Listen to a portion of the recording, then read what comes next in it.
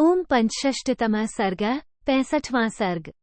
महर्षि वाल्मीकि का शत्रुघ्न को सुदासपुत्र कलमाशपाद की कथा सुनाना।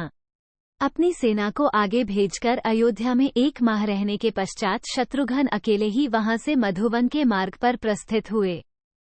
वे बड़ी तेजी के साथ आगे बढ़ने लगे।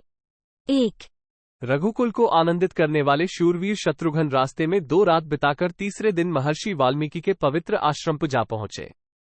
वह सबसे उत्तम वासस्थान था। 2 वहां उन्होंने हाथ जोड़ मुनिश्रेष्ठ महात्मा वाल्मीकि को प्रणाम करके यह बात कही। 3 भगवन, मैं अपने बड़े भाई श्री रघुनाथ जी के कार्य से इधर आया हूं। आज रात को यहां ठहरना चाहता हूं और कल सवेरे वरुण देव द्वारा पालित पश्चिम दिशा को चला जाऊंगा। 4 शत्रुघ्न की यह बात सुनकर मुनि व वाल्मीकि ने उन महात्मा को हंसते हुए उत्तर दिया, महायशस्वी वीर, तुम्हारा स्वागत है। 5 सौम्य, यह आश्रम रघुवंशियों के लिए अपना ही घर है। तुम निशंक होकर मेरी ओर से आसन, पाद्य और अर्घ्य स्वीकार करो। 6 तब वह सत्कार ग्रहण करके शत्रुघ्न ने फल मूल का भोजन किया। इससे उन्हें बड़ी तृप्ति हुई। 7 फल मूल खाकर वे महर्षि से बोले, मुने, इस आश्रम के निकट जो ये प्राचीन काल का यज्ञ, वैभव, यूप आदि उपकरण दिखाई देता है, किसका है? किस यजमान नरेश ने यहाँ यज्ञ किया था? 8 उनका ये प्रश्न सुनकर वाल्मीकि जी ने कहा, शत्रुघ्न, पूर्व काल में जिस यजमान नरेश का ये यज्ञ मंडप रहा है उसे बताता हूँ, सुनो।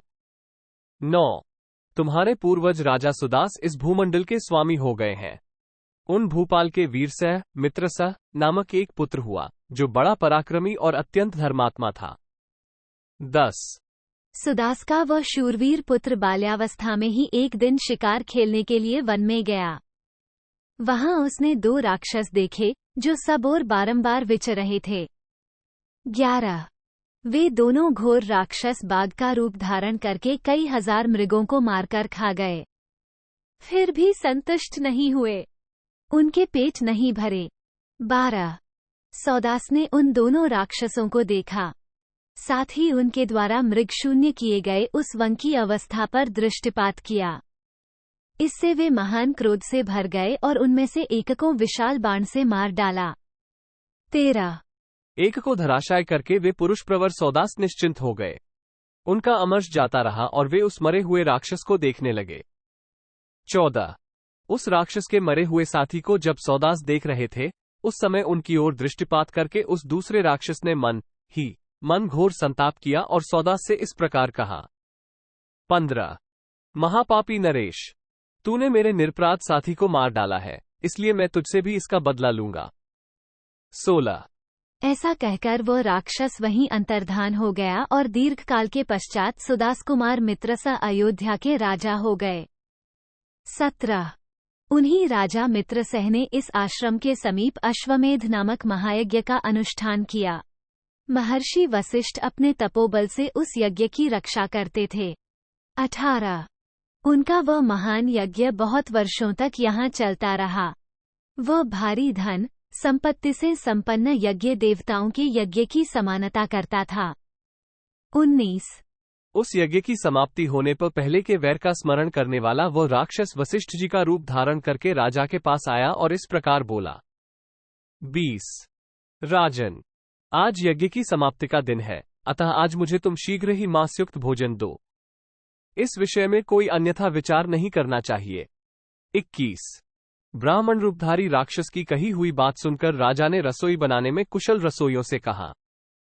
22 तुम लोग आज शीघ्र ही मांसयुक्त हविष्य तैयार करो और उसे ऐसा बनाओ जिससे स्वादिष्ट भोजन हो सके तथा मेरे गुरुदेव उससे संतुष्ट हो सकें। 23 महाराज की इस आज्ञा को सुनते ही रसोइये के मन में बड़ी घबराहट पैदा हो गई। वह सोचने लगा, आज गुरुजी अभक्ष्य भक्षण में कैसे प्रवृत्त होंगे। ये देख फिर उस राक्षस ने ही रसोइये का वेश बना लिया।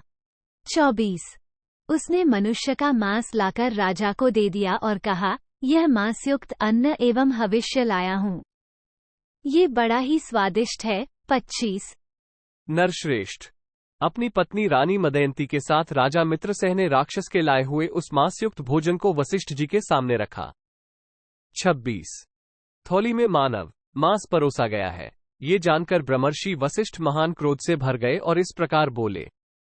27 राजन, तुम मुझे ऐसा भोजन देना चाहते हो, इसलिए यही तुम्हारा भोजन होगा, इसमें संशय नहीं है, अर्थात तुम मनुष्यभक्षी राक्षस हो जाओगे। 28 ये सुनकर सौदास ने भी कुपित हो हाथ में जल ले लिया और वशिष्ठ मुनि को शाप देना आरंभ किया। तब तक उनकी पत्नी ने उन्हें रोक दिया। 29 वे बोली, राजन, भगवान वशिष्ठ मुनि हम सबके स्वामी हैं, अतः आप अपने देवतुल्य पुरोहित को बदले में शाप नहीं दे सकते। 30 तब धर्मात्मा राजा ने तेज और बल से संपन्न उस क्रोधमय जल को नीचे डाल दिया, उससे अपने दोनों पैरों को ही सींच लिया। 31 ऐसा करने से राजा के दोनों पैर तत्काल चितकबरे हो गए। तभी से महायशस्वी राजा सौदास कलमाशपाद चितकबरे पैर वाले हो गए और उसी नाम से उनकी ख्याति हुई। 32 1/2 तदनंतर पत्नी सहित राजा ने बारंबार प्रणाम करके फिर वशिष्ठ से कहा, ब्रह्मर्षि, आप ही का रूप धारण करके किसी ने मुझे ऐसा भोजन देने के लिए प्रेरित किया था। 33 राजाधिराज मित्रसेन की वह बात सुनकर और उसे राक्षस की करतूत जानकर वशिष्ठ ने पुनः उस नरश्रेष्ठ नरेश से कहा। 34 राजन, मैंने रोष से भरकर जो बात कह दी है, इसे व्यर्थ नहीं किया जा सकता, परंतु इससे छूटने के लिए मैं तुम्हें एक वर दूंगा।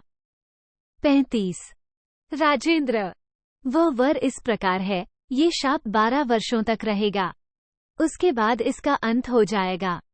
मेरी कृपा से तुम्हें बीती हुई बात का स्मरण नहीं रहेगा। इस प्रकार उस शत्रुसूदन राजा ने 12 वर्षों तक उस शाप को भोगकर पुनः अपना राज्य पाया और प्रजाजनों का निरंतर पालन किया। 37 रघुनंदन, उन्हीं राजा कलमाशपाद के यज्ञ का ये सुंदर स्थान मेरे इस आश्रम के समीप दिखाई देता है, जिसके विषय में तुम पूछ रहे थे। 38 महाराज मित्रसेन की उस अत्यंत दारुण कथा को सुनकर शत्रुघ्न ने महर्षि को प्रणाम करके पर्णशिला में प्रवेश किया। 39 इत्यार्षे श्रीमद् रामायणे वाल्मीकि आदिकाव्ये उत्तरकांडे 65तमः सर्गः 65। इस प्रकार श्री वाल्मीकि निर्मित आर्ष रामायण आदिकाव्य के उत्तरकांड में 66वां सर्ग पूरा हुआ। 66